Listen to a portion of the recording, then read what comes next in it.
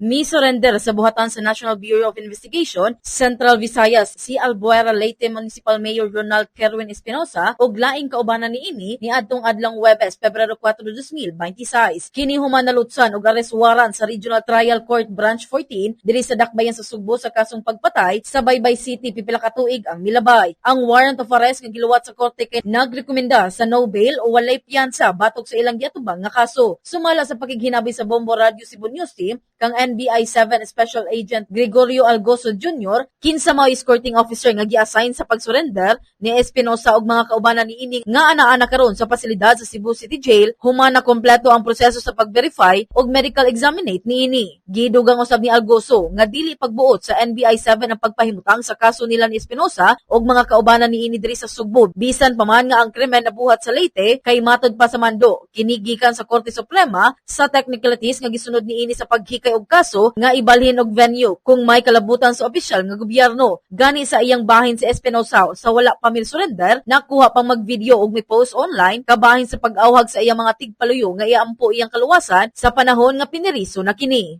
Actually, this morning they arrived together with their counsel. So the counsel made a request in which we sent to Manila for approval and it was granted. Then the case was assigned to me. And based on that, we secured a copy of the warrant and then we implemented it.